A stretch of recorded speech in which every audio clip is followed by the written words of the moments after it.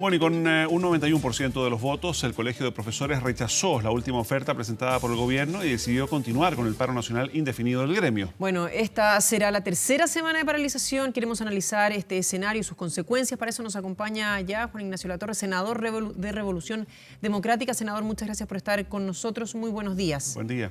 Hola, muy buenos días. Gracias a ustedes por el contacto. A ver, comienzo de inmediato con la preocupación que existe respecto de esta paralización que están teniendo los profesores y que por ende hay muchos que dicen sí, lo injusto que se está viviendo en el profesorado. Pero no es injusto también que haya que haya más de 23 colegios que están con paralización de sus labores y que estos niños estén sin clases terminando ya el primer semestre.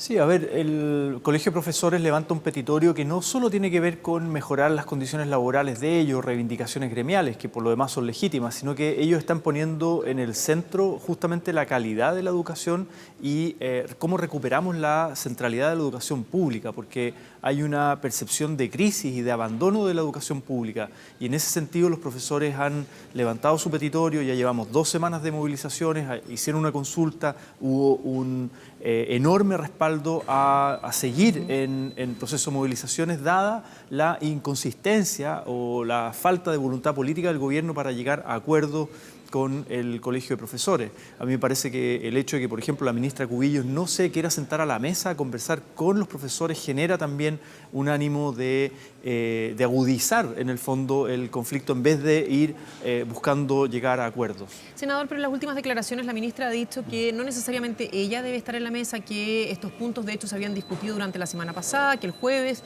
habían llegado a un acuerdo con el profesorado y que por eso no se siguió discutiendo ni viernes ni sábado. Por lo tanto, ¿qué es lo que ocurrió ahí? A ver, nosotros vamos a estar en un momento más con el Colegio de Profesores, acá en el Congreso, en un punto de prensa. Ellos podrán informar de los detalles de la negociación. Después tenemos una sesión especial por cambio curricular. Entiendo que hay algunos puntos, sobre todo de las educadoras diferencial, la mención para educadoras diferencial, que ahí hay un punto. Los profesores, entiendo, ellos plantearon una gradualidad. No es que quieran los recursos fiscales sobre la mesa ahora ya, sino que una gradualidad en el pago de esa mención. Entiendo que ahí es uno de los puntos mencionados, pero el hecho de que la ministra Cubillos, que es la responsable de la cartera de Educación, no se quiera sentar a la mesa con los profesores, me parece que es una señal también de indiferencia que genera un clima negativo. Hoy día, ojo, se paralizan también las trabajadoras de la educación parvularia, preescolar, Junji, BTF, y me parece que la ministra Cubillos tiene un problema de interlocución con los actores sociales de la educación. Pareciera ser que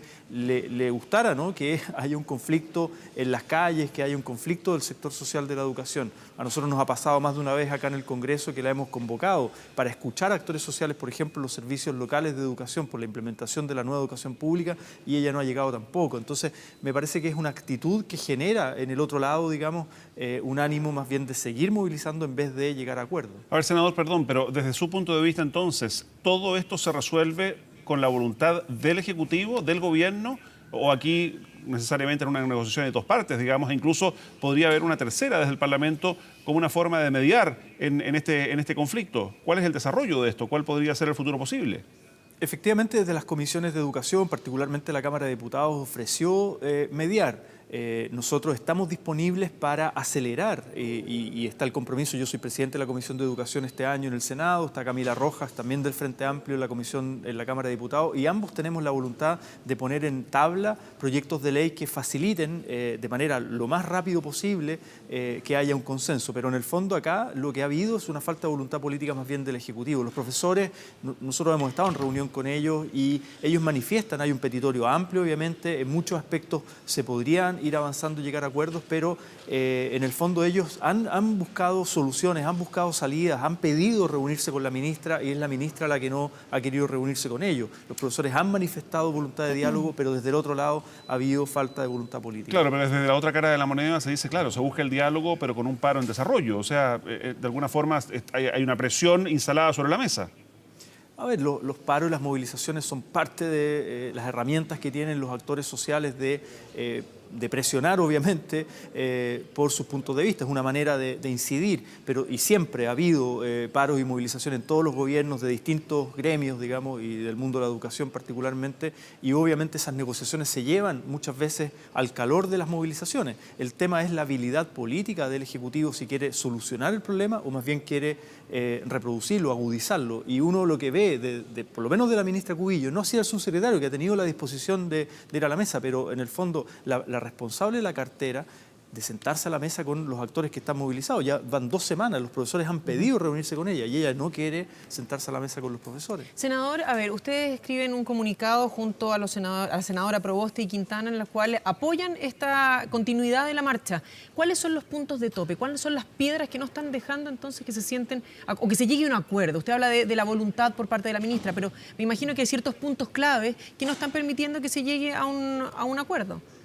Sí, yo creo que en términos de gasto público, me parece que el punto más fuerte es la mención de las educadoras diferenciales. Ahí hay una cifra que se ha estimado, que es un importante gasto público. Obviamente eso se puede hacer de manera gradual y eso es iniciativa exclusiva del Ejecutivo. Eso no es resorte de los parlamentarios. Nosotros apoyamos esa movilización, que además, ojo, tiene que ver indirectamente, pero con una nueva movilización del mundo preescolar por un proyecto de ley que se está discutiendo en la Cámara de Diputados, que creemos que es muy regresivo. Pero ahí hay un aspecto de tope en términos de gasto fiscal. Pero después hay otros aspectos que tienen que ver con la centralidad de la educación pública, con la preocupación del Ejecutivo por la educación pública, que hay retraso, por ejemplo, en el nombramiento de autoridades de la educación pública nacional y de los servicios locales, de una serie de cosas que el gobierno tiene que hacer por implementar una ley ya aprobada en democracia, que uno ve una serie de problemas de infraestructura en los establecimientos educacionales, que también implica ni siquiera mucho gasto público, la ejecución del FAEP, por ejemplo, que es un fondo que podría utilizarse para la mejora de la infraestructura de la educación pública, y ahí hay una baja ejecución. O sea, son cosas más bien de gestión política de parte del Ministerio de Educación, que lo que uno percibe es que no hay mucha voluntad política, que no hay mucha disposición a ese diálogo. Y yo creo que ayudaría una señal que la ministra se sienta a la mesa con la directiva nacional del Colegio de Profesores, que en esta tercera semana de movilizaciones que está comenzando, que ayer fue aprobada por un amplio respaldo de las bases del Colegio de Profesores, o sea, esta no es una cuestión antojadiza del presidente del colegio, sino que fue una consulta a sus bases, me parece que la ministra de Educación tiene que sentarse a la mesa. Eso podría ayudar a bajar, en el fondo, los niveles de conflictividad y más bien buscar llegar a acuerdos. Senador, en medio de todo este escenario, digamos, de este escenario de conflicto, se generan también otras informaciones que también tensionan al sector de educación, fundamentalmente a través de estos cambios anunciados en el currículum, del tema de historia, del tema de educación física, de la cantidad de horas que se pretende se entreguen a los alumnos. ¿Esto cómo lo ve usted en términos puntuales, digamos? ¿Es una situación de detalle o aquí hay un tema de fondo? A ver, en un ratito más, a las 12, vamos a tener una sesión especial de todos los senadores y senadoras justamente para analizar el cambio curricular.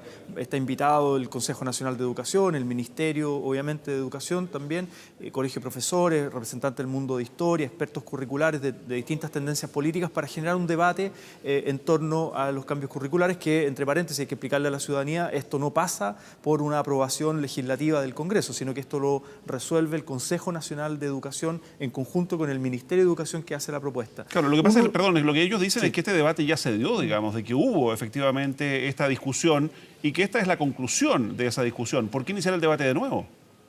No, lo que vamos a hacer, y es primera vez que lo hacemos en el Senado, es una sesión especial para discutir sobre esto. Lo que efectivamente esto viene ocurriendo, que hace 3 años, desde el gobierno anterior, desde la unidad de currículum del gobierno anterior, se venía con lo que se llaman las iteraciones, hubo hasta 7 iteraciones para digamos, diseñar un cambio curricular. Lo que sorprende y sorprendió a mucha gente del mundo de la educación, yo lo he conversado con profesores, directivos, mundo académico, es esta decisión repentina de sacar historia y educación física, dejarlo como optativo. Eso nunca estuvo sobre la mesa. Siempre estuvo sobre la mesa fortalecer la formación ciudadana, que es algo positivo, incorporar filosofía, que es algo positivo, o la equidad entre colegios técnicos profesionales y científicos humanistas, la equidad curricular. Eso siempre estuvo sobre la mesa, pero lo que nunca, y eso ha sorprendido al mundo de la educación, es que historia y educación física pasa a ser optativo en tercero y cuarto medio. Con los profesores de historia, por ejemplo, hemos conversado con premios nacionales de historia que van a estar en la sesión especial. Ellos decían, en tercero medio se analiza la historia contemporánea de Chile del siglo XX, los procesos sociales y políticos complejos que vivió nuestro país en el siglo XX. En cuarto medio se analiza, por ejemplo, un contenido de la Constitución del 80, la legitimidad y ilegitimidad de la Constitución del 80, justamente en una etapa del desarrollo, 16, 17 años, donde uno está formando pensamiento crítico, está formando su predisposición ciudadana, por decirlo así, de mejor manera, y en ese momento tú lo sacas como algo obligatorio. Y por otro lado, educación física, con los problemas que tenemos en el país de obesidad, de temas de salud mental, el dejarlo optativo en muchos establecimientos educacionales que no cuentan con infraestructura adecuada, eso prácticamente va hacer desaparecer la educación física. Entonces son preocupaciones que existen. Acá hay un escenario complejo, porque efectivamente hay cosas positivas que yo valoro, la formación ciudadana y la filosofía, yo lo valoro, pero lo de historia y educación física, dejarlo optativo, yo creo que es algo problemático. Se va a generar la discusión en el Senado, nosotros no tenemos mayor participación que generar el debate. El que resuelve acá es el Consejo Nacional de Educación, pero en el fondo esto se añadió, por decirlo así, al petitorio del Colegio de Profesores. Esto no estaba inicialmente y los sorprendió a ellos también la manera repentina como se decide este cambio curricular. Senador, pero a ver, de nuevo, desde la cartera lo que hablan es que no pueden dejar al Consejo Nacional de Educación como un órgano solamente decorativo, que lo que diga el Consejo no sea respetado, que por otro lado la discusión viene hace tiempo. Y más ya en detalle, desde el Ministerio lo que se dice es que los alcaldes han entendido exactamente cuál es el fin del Ministerio, en el sentido de decir que hay mayor horas lectivas, que no es que sean horas libres o horas en que no se haga nada, sino que ahí es donde se va a tomar la historia y educación física. A ver, hay varios alcaldes, ojo, que están planteando, acá en Valparaíso, el alcalde Charp, entiendo que Jado en Recoleta y otros alcaldes de manera transversal están planteando que ellos van a mantener la obligatoriedad de historia y educación física en tercero y cuarto medio. Entonces ahí se va a generar una discrepancia entre lo que plantea el Consejo Nacional de Educación y lo que hoy día están planteando los alcaldes que todavía tienen la educación pública en sus manos. Y una cosa más sobre el CNED, el Consejo Nacional de Educación. Este cambio curricular no incorporó a las dos últimas personas que nombró el Senado en enero de este año en la decisión. Entonces también eso nos preocupa con cómo tomar una decisión tan importante como esta sin tener a todo el Consejo operando cuando ya el Senado había nombrado a dos personas que podían haber hecho aportes significativos al asunto. Entonces en el fondo acá hay un debate que es parte de lo que vamos a discutir en la sesión especial. Nosotros le hemos pedido, dado el escenario que se ha generado de conflictividad, digamos, tal cual como ocurrió hace algunos años, no sé si recuerdan, con filosofía, que finalmente se tuvo que revertir esa decisión. Perfectamente posible, le pedimos al Ministerio que no firme todavía el decreto, que genere más diálogo con las comunidades educativas, que se explique mejor porque ha generado mucha confusión y también que se transparente cómo es que se llegó a tomar esta decisión, porque acá había un proceso largo de consulta, etcétera, pero falta más transparencia sobre la mesa. ¿Sí? Perdón, pero usted como presidente de la Comisión de Educación de la Cámara Alta, ¿es partidario de revertir esta decisión? Porque quienes consideran que también dentro de la decisión hay elementos positivos, como por ejemplo el integrar los cursos de educación cívica, de formación cívica. Por eso yo partí diciendo que hay cosas que yo valoro, como la incorporación de formación ciudadana con mucha más fuerza y de manera explícita, la equidad curricular entre los técnicos profesionales y los científicos humanistas y filosofía. Esas cosas yo las valoro, pero me parece que la discusión que se ha generado sobre historia particularmente y educación física es algo que yo creo que hay que analizar, por lo menos esos dos puntos, y tomarse un tiempo más largo de consulta con las comunidades educativas, también con obviamente el Colegio de Profesores, distintos estamentos del mundo de la formación de profesores también en la educación superior, y yo creo que eso perfectamente se podría o revertir o modificar, digamos. Ahora, senador, si esto es uno de los puntos clave, decía usted respecto de la falta de acuerdo entre el Colegio de Profesores y el gobierno. ¿Qué pasa con los jóvenes? Hay niños que están sin clases. De hecho, dentro de esas escuelas o colegios son muchos que tienen riesgo de cierre. ¿Qué pasa con aquellos alumnos y qué se le dice a esos padres que están desesperados tratando de pensar en qué va a ocurrir cuando ya estamos casi a mitad de año? Sí, son dos elementos, nosotros lo conversamos con el Colegio de Profesores, ellos están manteniendo lo que se llaman turnos éticos, porque además, ojo, también están los equipos directivos de los establecimientos educacionales, los asistentes de la educación, o sea, los centros educativos están abiertos para efectos también de la alimentación de los niños en los colegios públicos, que además son quienes reciben a las familias más vulnerables en el fondo, la alimentación está disponible, el espacio, que también hay actividades educativas, etcétera. Eso por un lado. Por otro lado, con respecto al cierre, efectivamente acá tenemos un problema con lo que es el aseguramiento de la calidad de la educación, que por ley dice que si estás de manera sistemática en una condición de insuficiente, el establecimiento puede cerrar. Y eso es complicado porque en el fondo estarían cerrando prácticamente la mayoría de los establecimientos que se cierran son de la educación pública. Nosotros estamos analizando cambios legislativos a esa ley, al menos de retrasar el plazo, porque en el fondo efectivamente acá podría haber una crisis sistémica, no menor, digamos, del cierre de muchos establecimientos educacionales de aquí a un año, si es que no se cambia algún aspecto de esa ley. Porque en el fondo tiene que ver con lo que decía anteriormente, de que en nuestro sistema educativo, como tiene tanto peso el CIMSE y estas pruebas estandarizadas, que finalmente se ha generado un incentivo para la competencia del sistema educativo en vez de una colaboración, y la falta de apoyo del Estado a la educación pública para sacarla en el fondo de una condición insuficiente. Eso requiere intervención, eso requiere acompañamiento, eso requiere apoyo, pero no el cierre de una escuela. Si tú como Estado cierras una escuela pública, quiere decir que la educación pública en ese país fracasó, el Estado fracasó. Por lo tanto, es una situación dramática, que creemos que es parte del problema que tenemos que abordar con el Ministerio de Educación. Pero ahí es donde uno sospecha que tal vez el Ministerio de Educación quiere que se cierren las escuelas